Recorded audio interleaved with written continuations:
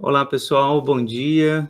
Hoje eu tenho a alegria de receber dois autores roteiristas aqui desse quadrinho, As Confissões da Bahia.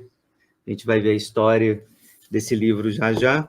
Alexei Dodsworth Magnavita e a Cristina Lazaitis. O Alexei é doutor em filosofia, a Cristina é mestre em microbiologia. Psicobiologia.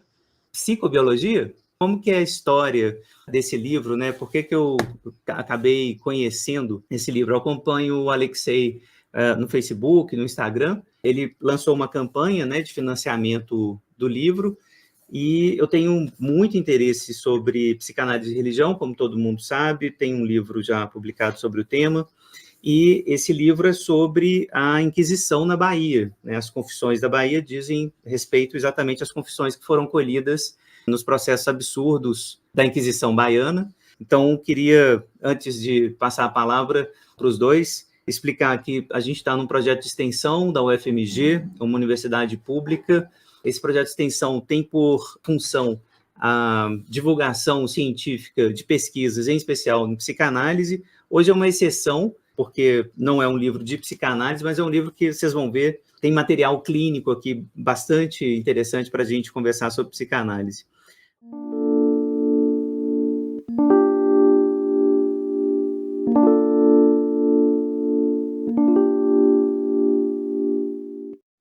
Olha, tem um diferencial muito grande entre a atuação da Inquisição na Bahia e na de Pernambuco. Assim, tem uma distinção imensa. Primeiro que, quando a Igreja Católica resolveu mandar o inquisidor para o Brasil, eles estavam pensando em uma coisa só: judeu. Eles pensavam especificamente em judeus. Só que, na Bahia, eles se depararam com outras coisas que a Igreja considerava crimes, né?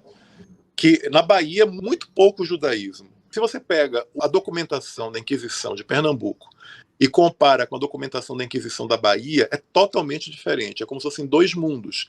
Na de Pernambuco, fundamentalmente judaísmo. Judaísmo atrás de judaísmo.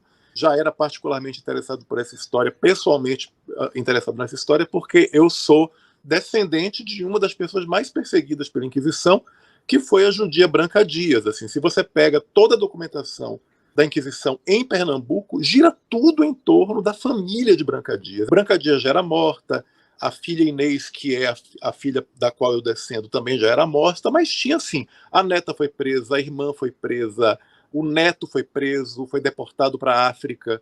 Então tinha todo um processo rolando em Pernambuco em torno de judeus, né? Branca Dias ela foi só a mais perseguida.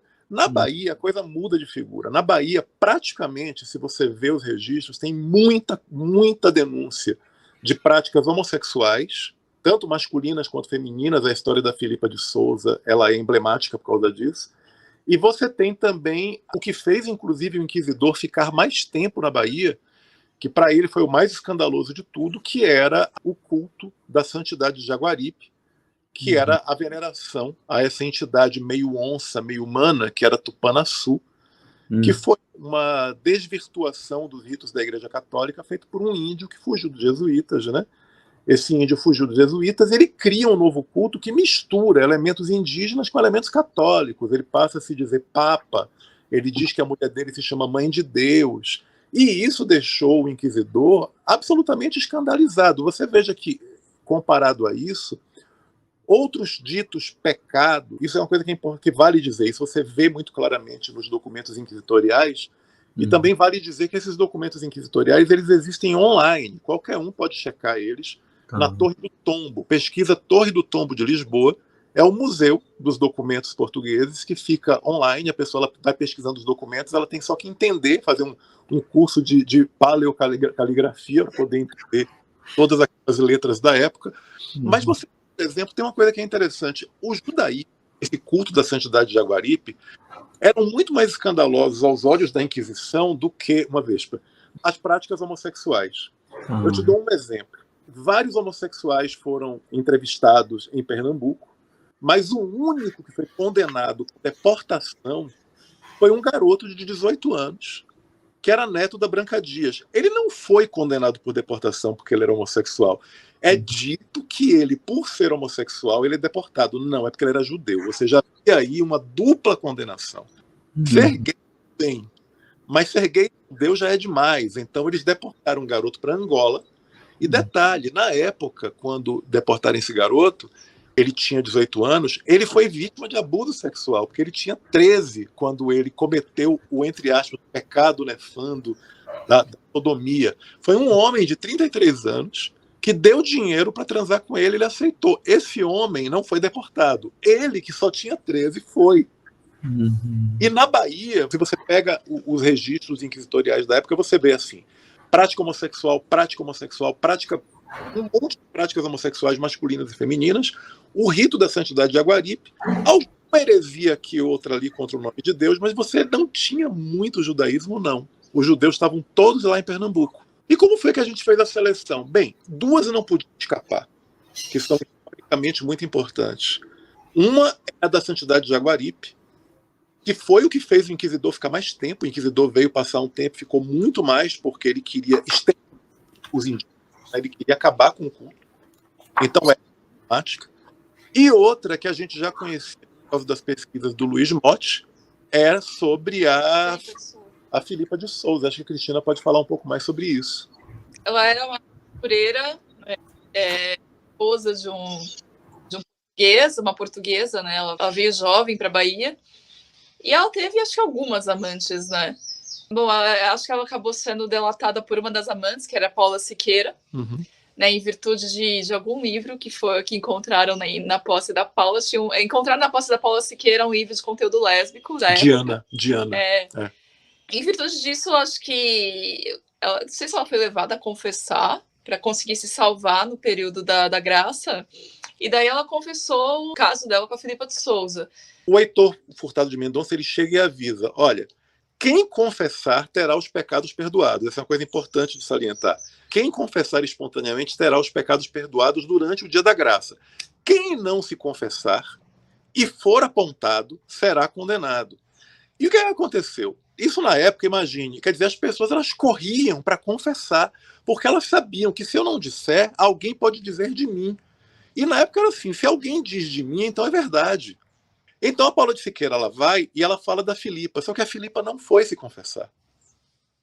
A Filipa não se confessou, inclusive em julgamento acho que ela reivindicava inocência, ela dizia que os desejos delas por mulheres eram naturais e bons e tal. No final das contas ela foi condenada, né? Ela sofreu um baita de um castigo, que ela foi presa, ela foi chicoteada e no final das contas ela acabou sendo exilada.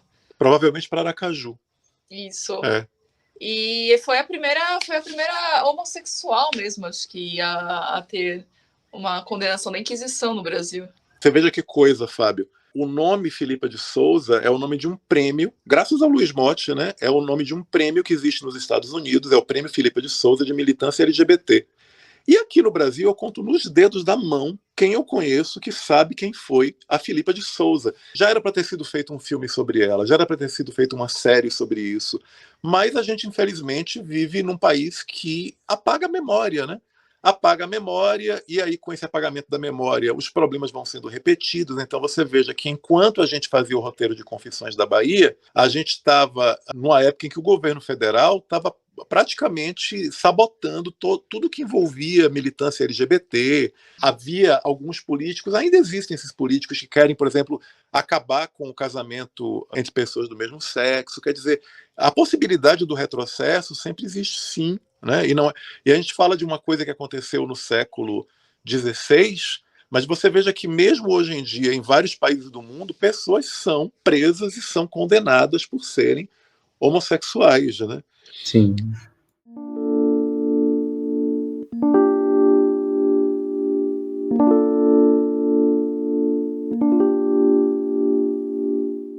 A ideia ela surge com um edital que aconteceu foi 2021, né, Cris? Isso.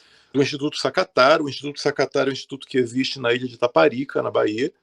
Foi criado por dois estadunidenses, o Mitch Locke e Taylor Van Dorn. E apareceu esse edital, era plena pandemia, né? E a possibilidade de entrar nesse edital foi muito interessante, porque a gente, para poder ir, a gente teve que ser testado, tinha que estar vacinado. E o lugar é um oásis artístico. Ele é a única residência artística, até no momento, a única residência artística no Brasil em que o artista não paga para fazer parte daquela residência. Pelo contrário, o projeto artístico é selecionado e o artista tem entre 1 a 2 meses para iniciar o projeto nesse edital. E lá você é super bem cuidado, quer dizer, você tem alimentação, você praticamente tem a pensão inteira, você tem a casa, tem a roupa lavada, passada, a comida, além de um lugar ser paradisíaco. Então fomos na época.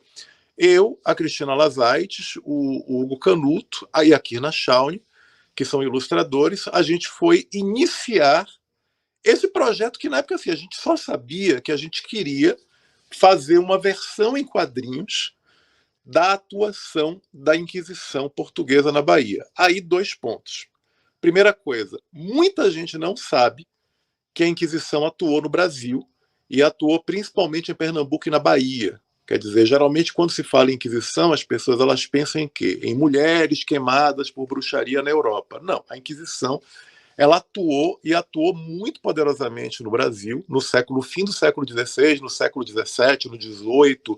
No 18 atuou muito na Paraíba, né? Teve praticamente um massacre na Paraíba, protagonizado pela Inquisição.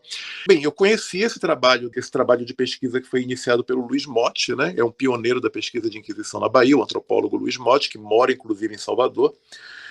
E aí a gente pensou, bem, muita gente não conhece essa história, e outra coisa, é a primeira versão dessa história em quadrinhos, porque eu já vi livros acadêmicos, eu já vi até ficcionalizado como livro, como romance, mas eu nunca tinha visto um quadrinho sobre.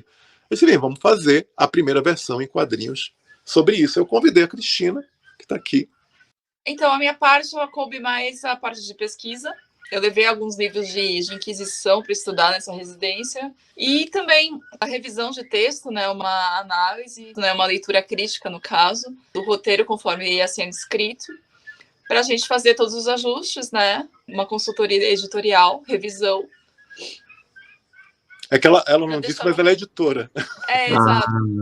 Como editora.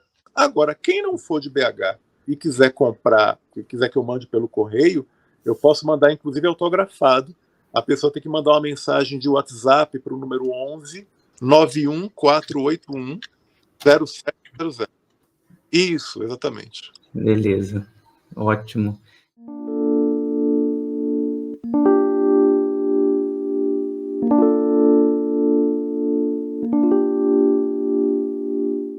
Foi uma decisão nossa. A gente decidiu que a gente iria usar a linguagem da época.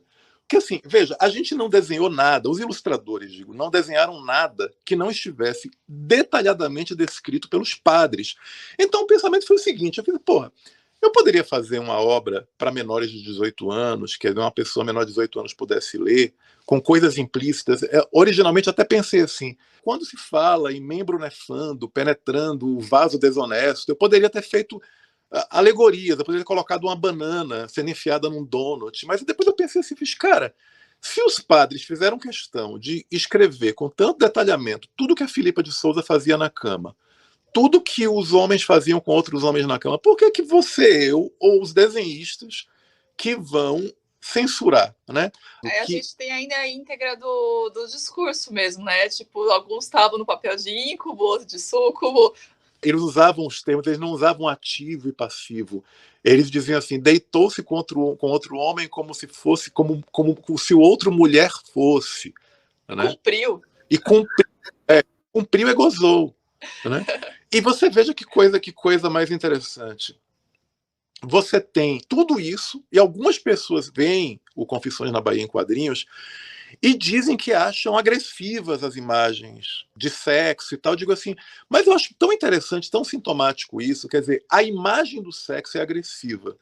Mas o que aconteceu não era uma religião vir e decidir sobre a vida privada dos outros. Não é uma coisa agressiva, quer dizer, uma mulher ser chicoteada nua, no Pelourinho, cabeça raspada e enviada num navio para Aracaju, que na época, Aracaju, né, final do século XVI, ele era um lugar para onde mandavam todos os degredados. Quer dizer, cometeu pecado na Bahia, vai ser exilado Aracaju. Então, por exemplo, se a pessoa tem ancestrais coloniais de Aracaju, provavelmente descende da Filipa, deve descender de gente que foi degradada para lá, porque Aracaju ele era assim, cometeu pecado na Bahia, degradado para Aracaju. Então, eu acho muito sintomático, né, para usar um termo bem psicanalista, que uma pessoa fique chocada com um homem comendo outro num desenho de quadrinho, ou com a mulher, né, fazendo sexo oral em outra, do que com a violência desse padre e dessa instituição inteira que violentou e matou uma quantidade absurda de gente naquela época. E aí eu brinco sempre dizendo o seguinte: a igreja pediu perdão para Galileu, mas pedir perdão para Galileu é muito fácil, né? Galileu ele é famosíssimo. Eu quero ver pedir perdão para Filipa de Souza. Eu quero ver pedir perdão para Brit Mendes. Brit Mendes foi a irmã da minha ancestral. Ela era uma mulher deficiente mental, deficiente física, ela era corcunda. Ela foi presa, ela deficiente mental, foi presa, foi torturada. A tortura é descrita pela própria igreja. Ela é içada nua, com 60 anos de idade. Ela é içada nua pelos pulsos. Quando ela atinge determinada altura, ela é solta dessa altura, ela cai de pé, se machuca, se quebra toda. Aí vem um médico. O médico trata dela para que ela seja torturada de novo. A tortura só acaba quando o médico diz, se continuar ela vai morrer. Aí a igreja diz, já acabou, solta ela como mendiga em Lisboa. Aí ela, com 60 anos, deficiente mental, deficiente física, cega de catarata, morre como mendiga pedindo esmolas na rua de Lisboa. Para Brit Mendes, que é um caso histórico famoso, relatado, tem vários livros, ninguém pediu desculpa. Para Galileu é muito fácil.